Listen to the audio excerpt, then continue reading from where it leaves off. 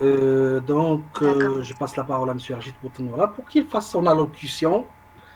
Monsieur Boutanoura a choisi comme angle d'attaque principal comment construire une stratégie efficace pour trouver l'emploi de mes rêves. Voilà, si Rachid, nous vous écoutons.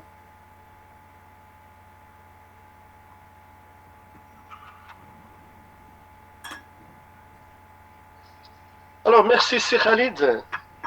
C'était un brillant passage. Vous avez profité de ce temps on entendait parler de métiers qui auront un avenir et de métiers qui sont prometteurs et de métiers qui payent mieux que les autres. Et bien sûr, tout ça entre en résonance avec nos projections dans l'avenir. Et c'est justement l'objectif de ma présentation de donner une démarche répartie en 5 temps pour permettre à nos étudiants, d'accord, de mieux se projeter dans leur avenir de façon concrète, c'est-à-dire en concevant une stratégie qui va leur permettre d'atteindre leur objectif professionnel et bien évidemment de mettre des actes, pas seulement une démarche intellectuelle,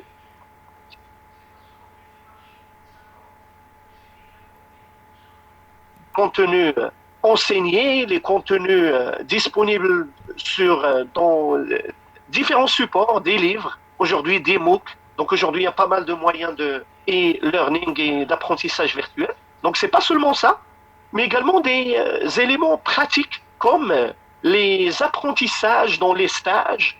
Donc un certain nombre d'apprentissages qu'il faut euh, euh, professionnaliser, qu'il faut s'approprier de façon à en faire non seulement des arguments au moment de l'entretien, c'est-à-dire en fin de cursus académique et en cherchant à commencer sa carrière professionnelle, donc pas seulement à ce niveau, mais également dans l'identification de nouvelles pistes qui permettront à l'étudiant de sortir du lot, de trouver cette différence will make a difference parce que chaque étudiant aujourd'hui, dans ce marché de compétition, le marché de la compétence, le marché de l'emploi, c'est un marché de compétition. Et dans ce marché-là,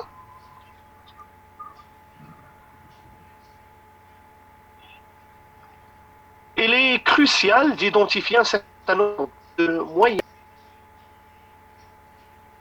qui constituent des systèmes plus fiables que le système monétaire actuel qu'on a aujourd'hui. Ce sont des systèmes décentralisés dans lesquels il n'y a pas l'intervention d'acteurs intermédiaires comme l'État, comme l'autorité centrale, la banque centrale, comme les brokers, comme les compagnies, comment dirais-je, les courtiers de bourse, d'accord. Donc aujourd'hui, on tend de plus en plus vers des systèmes décentralisés, des systèmes plus fiables, des systèmes plus transparents.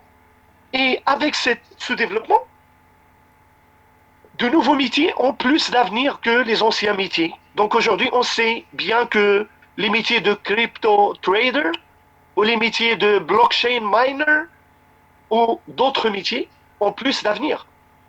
Et par la suite, il y a des métiers qui vont apparaître, comme le métier de psychologue numéropathe. Donc un psychologue numéropathe, c'est un psychologue dont la spécialisation, dont le métier qu'il va occuper euh, un minimum de 8 heures par jour, c'est à résoudre des problèmes psychologiques d'un certain nombre de personnes, mais ces problèmes, ils sont beaucoup plus en rapport avec la vie en virtuel, avec le télétravail, avec le e-entrepreneurship, avec le développement de e-business et avec d'autres formes d'investissement dans le virtuel. Alors aujourd'hui, pour connaître les tendances des marchés, donc il y a pas mal de plateformes. Je peux recommander un certain nombre de sites et d'applications qui permettent de mieux connaître le marché de l'emploi. à l'international comme au Maroc. Donc, il y a talenttoday.com. Donc, c'est un site qui permet de connaître les tendances à l'échelle internationale. Donc, il y a stagiaire.ma. Donc, c'est un site qui vous intéresse de façon directe parce que dans vos parcours, vous êtes appelé à trouver un certain nombre de stages. Et par la suite, le stage n'est pas une fin en soi. Vous êtes appelé à connaître les tendances du marché de l'emploi, des ingénieurs, des techniciens, des managers. Donc, il y a le site de Dior.ma, il y a le site de l'Économiste. Donc, ce sont autant de sites qui publient de façon régulière un certain nombre de rapports par rapport aux tendances du marché, par rapport aux emplois qui offrent plus de salaires, plus d'avantages, plus de perspectives d'évolution et de carrière, etc., etc. Et bien évidemment, un certain nombre sur le net qui peuvent compléter cette connaissance de marché par la connaissance de soi que nous avons évoquée tout à l'heure, comme le test de Leadership Insights, comme le test de Myers-Briggs, MBTI qui permet de connaître la typologie de sa personnalité. Alors, donc ça, c'est vraiment la phase passive d'une stratégie efficace d'insertion professionnelle. Donc, les deux premières étapes, ils constituent la phase passive, la phase qui consiste à faire des recherches, à faire de l'introspection, à se poser des questions. Maintenant, la phase tracer comment dirais-je, l'affect. Un architecte, il construit une maison deux fois. Il y a d'abord une première construction schématique qui se fait au niveau du croquis. Et par la suite, il y a une deuxième construction qui est la construction réelle, qui est de édifier la maison. Alors regardez toutes les inventions dans l'histoire de l'humanité, vous allez voir que ces inventions, ils ont suivi la même évolution. Une construction schématique et par la suite une construction réelle. Non seulement toutes les inventions, mais également toutes les entreprises, tous les projets qui se sont construits autour de ces inventions et autour de cette création. Alors bien évidemment, votre parcours professionnel ne se situe pas à l'extérieur de cette logique. Pour réussir dans votre carrière, vous vous donnez plus de chances lorsque vous prenez en compte cette séquence entre le schématique et le réel. Le schématique, il vous permet d'approfondir votre réflexion et de commencer à créer sur le papier ou sur une application ou sur un ordinateur. Alors là, vous êtes dans une démarche d'appropriation de vos propres ressources. Un projet professionnel bien élaboré, il vous permet de mieux gagner votre temps par rapport au reste de la compétition. Donc, un projet professionnel, il va tenir en compte votre compétence, le marché, mais également et surtout vos motivations. Donc, compétence, c'est ce que nous avons vu au niveau de la première étape. Marché, c'est ce que nous avons vu au niveau de la deuxième étape. Et maintenant, il faut s'intéresser à la motivation. En effet, la motivation est en rapport avec votre personnalité, avec vos passions, avec les choses que vous aimez. Donc chacun a un certain nombre d'affinités en termes d'études, en termes de sport, en termes de vie en général. Donc un projet professionnel compte l'ensemble de ces facettes. C'est ce qu'on appelle le projet professionnel idéal. Parce que votre projet professionnel, donc c'est pas quelque chose qui doit seulement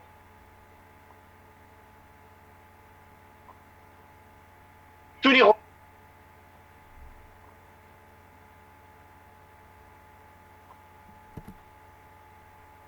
رشيد اسمحي لي مريم قطعتك. D'accord, oui. اسمحي لي مريم اسمحي لي. Donc si Rachid, parce que vous étiez parti sur un point très très important qui va chider une feuille de route وكيفاش ينطلقوا من لو بابيي يديروها سور لو بابيي وكيفاش يبنيو على لي موتيفاسيون ديالهم. هنا فين كنتي وقفتي. Ok, excellent, excellent. فوالا فوالا فوالا فوالا. Très bien. Alors voilà, donc il faut miser sur le trio gagnant. Et le trio gagnant, c'est de tenir en compte dans votre projet professionnel à la fois compétences, marché et motivation. Attention, parfois par souci de confort, parfois en suivant le mauvais conseil, on se focalise seulement sur un aspect, principalement la compétence, en omettant le marché et en omettant parfois même nos motivations. Okay. Donc parfois vous allez entendre des gens qui vont vous dire ce qui marche sur le marché et ne faites pas ce qui vous intéresse. Alors moi je vous dis, essayez de trouver un équilibre entre la compétence, viser sur des compétences d'avenir, le marché, d'accord, il faut trouver, il faut se positionner sur un créneau et sur une niche porteuse de valeur ajoutée, d'accord, parce que même le confort matériel, donc c'est quelque chose qu'il ne faut pas oublier parce que c'est quelque chose qui vous aiderait à aller au bout de vos ambitions, mais également la motivation. Il ne faut pas mettre votre personnalité et vos prédispositions affectives, émotionnelles. Peut-être que vous êtes très intéressé par quelque chose, peut-être que vous êtes talentueux dans un domaine, donc il faut également tenir en compte ça, parce que, comme j'ai dit, le projet professionnel, donc c'est vraiment un équilibre entre toutes ces différentes facettes. Parce que s'il manque la motivation, vous allez vous trouver dans un job que vous aimez, qui vous paye bien, d'accord, mais vous n'êtes pas content. Donc il y a beaucoup de gens qui se trouvent dans ce scénario, ils passent 10 heures par jour, d'accord, donc c'est une grande partie de votre vie, à faire un travail que vous n'aimez pas, d'accord. Donc ça, c'est par manque de cette dimension, la motivation.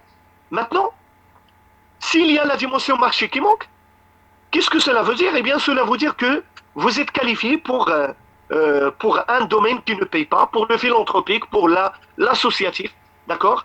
Vous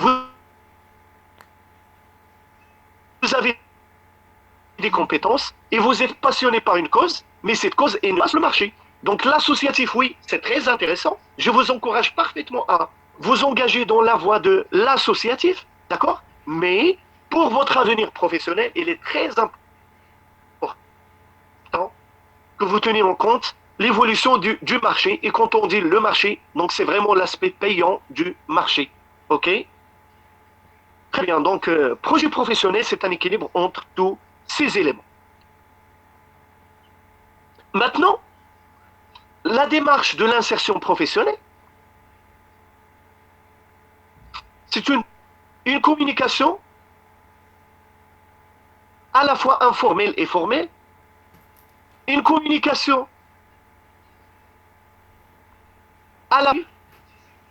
une communication à la fois écrite et orale,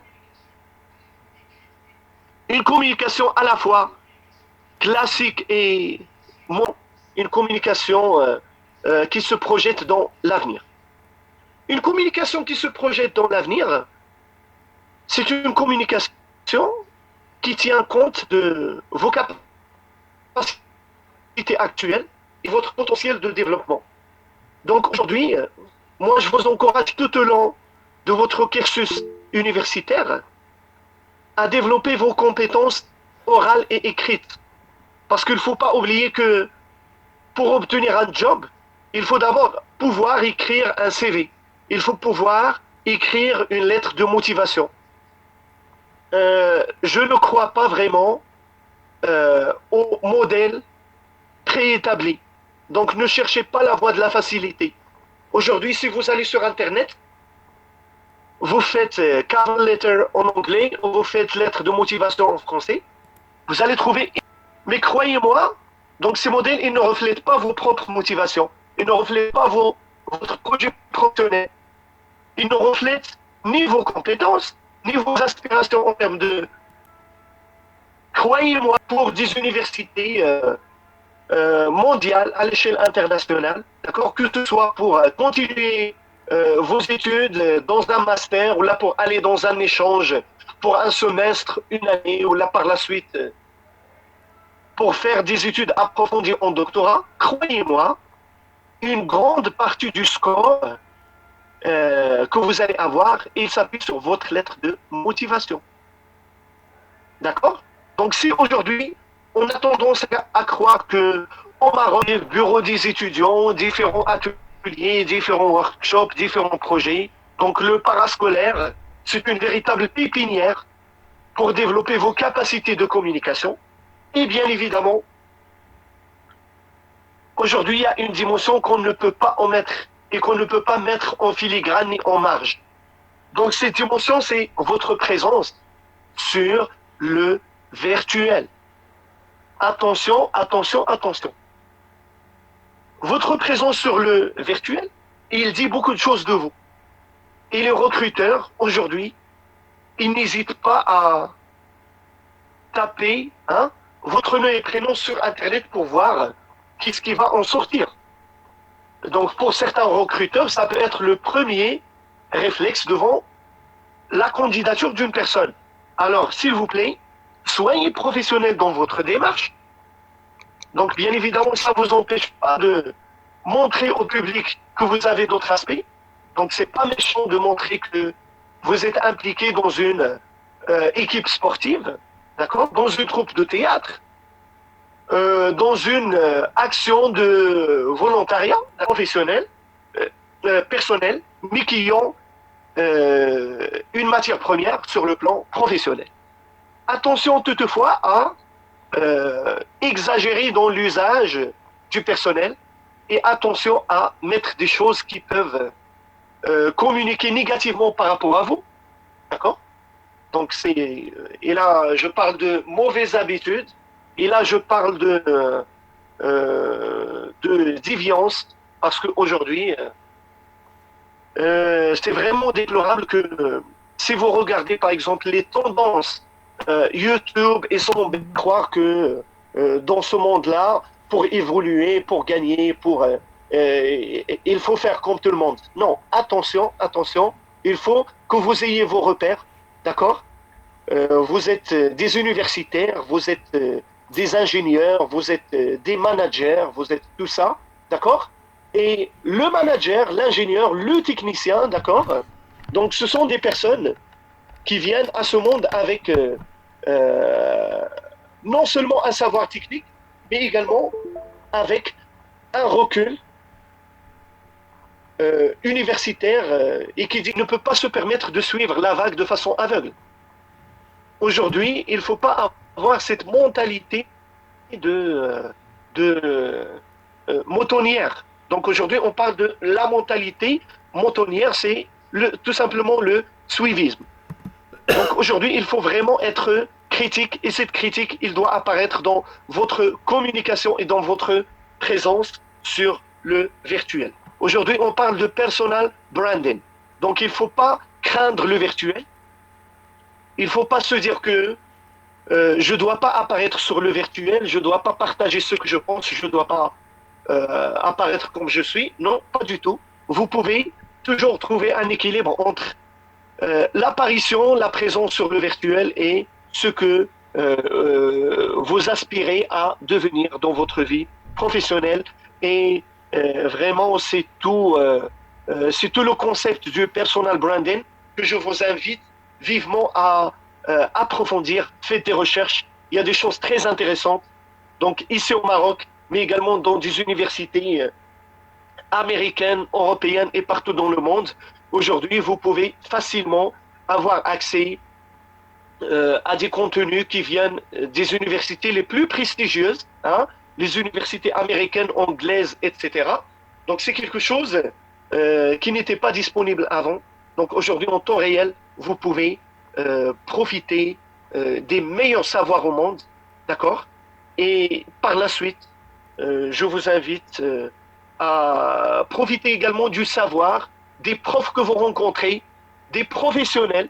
Donc c'est pas pour rien qu'aujourd'hui ce partage fait appel à la fois à des à des profils variés. Donc, si on prend c'est Ben Hamza, donc il nous vient du monde professionnel. Si on prend c'est Khalid Ben Fqih, il nous vient de l'univers de la langue française et des soft skills. Il apporte un éclairage différent de c'est Rachid Ben Hamza qui apporterait un éclairage professionnel par rapport au terrain. Et moi-même, j'essaie de partager avec vous des éléments issus de mon expérience, à la fois pédagogique, mais également dans les ressources humaines. Donc, l'objectif, c'est de faire en sorte à ce que vous ayez différents angles de vision. Alors, à ce niveau, j'arrive au 5e point de ma présentation, qui est surtout d'agir. Hein? Donc, c'est bien de réfléchir, c'est bien de prendre du recul, mais il faut toujours garder en tête que si vous passez tout votre temps à réfléchir, alors le miracle ne se produirait pas pour réaliser vos rêves. Si vous ne mettez pas sur le terrain un certain nombre d'actions, et moi je parle d'actions massives, hein, parce que la réflexion, il ne doit pas prendre plus de 5% de votre effort. Parce que votre effort, il doit se traduire par des actions de façon massive. Ne passez pas trop de temps à réfléchir. Donc réfléchissez, prenez du recul, mais passez à l'action. Passer à l'action, c'est commencer à prendre la parole. En classe, il ne faut pas être un apprenant passif. Il faut être un apprenant actif. Un apprenant actif, c'est quelqu'un qui ne va pas hésiter à poser des questions, à émettre des commentaires, à faire des recherches. Donc tout ça, c'est des actions concrètes. Faites pareil au niveau de votre recherche d'emploi. Faites pareil au niveau de votre insertion professionnelle. Et bien évidemment, si l'intitulé de cette présentation est quelle stratégie pour occuper ou là pour atteindre le job de mes rêves, rien n'exclut à ce qu'on pourrait dire également quelle stratégie pour créer le job de mes rêves, de mes rêves. Donc c'est pas seulement trouver, mais également créer. Pourquoi pas? Why not? Donc aujourd'hui, la piste de l'entrepreneuriat n'est pas à exclure. Donc généralement, c'est bien d'intégrer le marché de l'emploi, c'est bien de vivre le salariat, d'accord, mais pour les gens qui cherchent vraiment le long terme, il ne faut pas exclure les éventualités de créer vos propres projets, d'accord. Donc là, c'est vraiment une réflexion personnelle que je n'hésite pas à partager avec vous à la fin de cette présentation.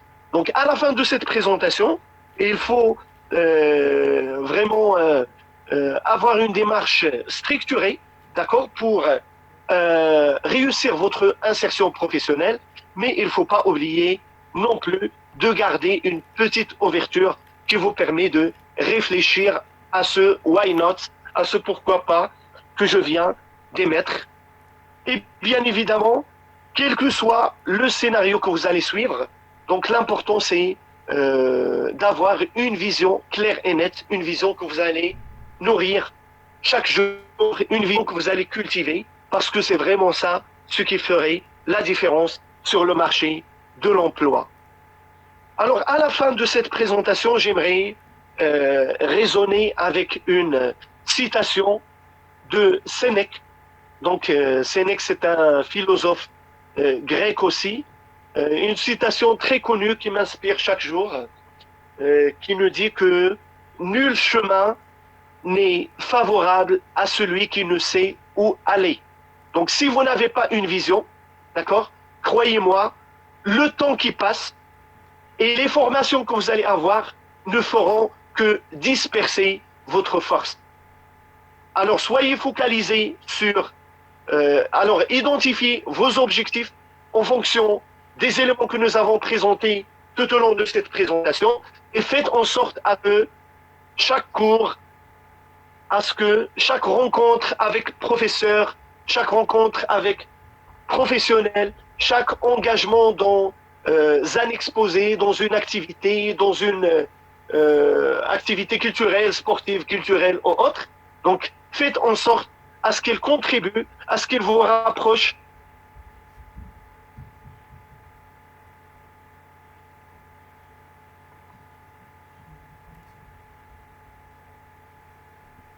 dans une structure industrielle qui se respecte au niveau du marché marocain et international. Merci. Alors, merci, c'est Rachid. Merci beaucoup. C'était génial, c'était très intéressant. Voilà. Moi j'ai beaucoup appris en vous écoutant. J'ai été beaucoup intéressé et je trouve que votre approche est très, très moderne, très axée sur les évolutions actuelles de la recherche du travail. Je voudrais rapidement synthétiser un peu pour axer sur quelques points que vous avez évoqués pour faire la transition avec Serajid Ben Hamza tout de suite par la suite. Donc pour vous, Serajid, un projet professionnel est en continuité avec ce que nous sommes. Dans le marché de l'emploi, il faut identifier les opportunités. On commence par se connaître, l'introspection. On essaie de se connaître. Il faut faire attention à ceci, à ce phénomène de l'époque. Certains métiers disparaissent, d'autres apparaissent. Et vous avez donné beaucoup d'indications sur les métiers du futur et sur les opportunités, sur une manière nouvelle de concevoir ce que peut être le métier d'aujourd'hui et le métier de demain. Et je vous remercie pour ça. Prendre le temps de se connaître, prendre le temps de connaître ses compétences. Il n'y a pas que le savoir scolaire, il y a aussi le savoir-faire, le savoir-être. Vous insistez sur ça et justement, avec justesse, vous parlez d'automotivation, la capacité à s'automotiver, vous parlez de l'importance des activités parascolaires, des activités culturelles, vous parlez de la connaissance de soi, mais aussi de la connaissance de l'environnement, ce que vous appelez l'extérieur de soi.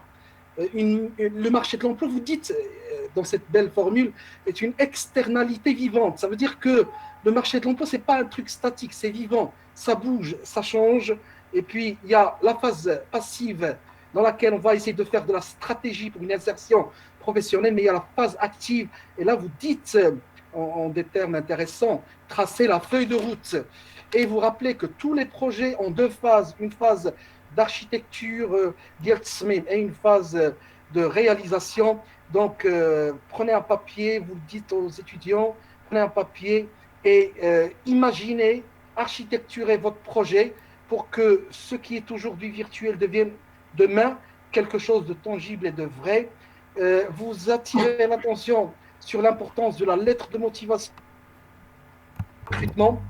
Vous dites que vous avez fait partie de jury de recrutement et que vous avez toujours lu les lettres de motivation qui ne doivent pas être des copier-coller, des modèles trouvables sur Internet. Vous dites, vous parlez du personal branding. Je laisse les étudiants chercher ce concept. Vous parlez de la réputation, faire attention à l'image qu'on donne sur Internet. Vous dites, au lieu de réfléchir, agissez en masse, en vous activant beaucoup, vous insistez sur ça. Puis il y a une idée, je vais essayer de retrouver, une idée qui, donc voilà. Ah, tiens, et pour moi, il y a quelque chose d'important que vous dites, c'est qu'il faut que le métier que l'on choisit soit un équilibre entre les opportunités du marché, la compétence, mais aussi la motivation personnelle. Il faut trouver le point de convergence au niveau de son projet professionnel de ces trois éléments. Puis, dernière chose, on va dire, dernière chose que je trouve magnifique personnellement, c'est cette idée de, il ne s'agit pas uniquement de trouver un métier, mais peut-être de créer le métier qui nous convient. Sur ce, je vous remercie et je passe la parole à mon cher ami et mon cher confrère Rachid Ben Hamza pour qu'il nous apporte ses propres éclairages sur comment réussir voilà une entreprise de conquête du marché du travail. C'est Rachid, je vous écoute. On vous écoute.